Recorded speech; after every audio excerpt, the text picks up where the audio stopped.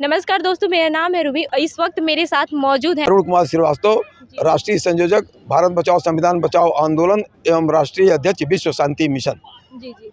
आज संविधान दिवस है सर, इस पे क्या कहेंगे आप? आज संविधान दिवस है और भारत देश जब स्वतंत्र हुआ तो हम लोगों ने एक संविधान अंगीकार किया जिसके आधार पर इस देश को चलाया जा सके।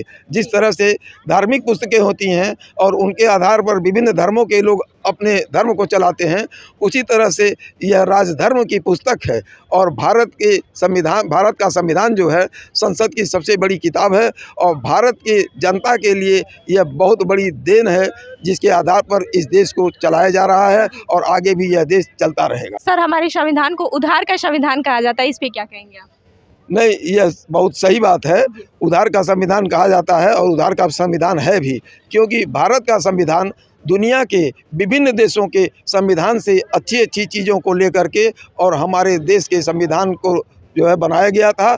और इसमें कोई बुराई नहीं है कि अगर किसी की अच्छी चीज़ें हम अपने आप को ग्रहण कर लें और उसके आधार पर चलें। इसी तरह से दुनिया भर के देशों से जिनके संविधान अच्छे थे उनका अध्ययन किया गया और संविधान सभा के लोगों ने, प्रारूप समिति के लोगों ने उस पुस्तक को तैयार किया जिसके आधार पर भारत देश को चलाया जा सके।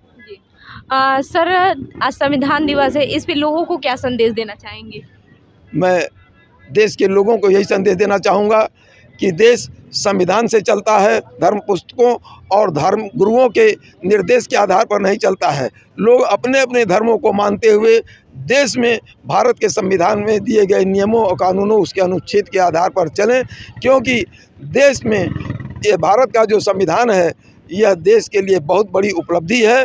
और संसद के नियमों के आधार पर संविधान को देश में लागू किया जाना चाहिए।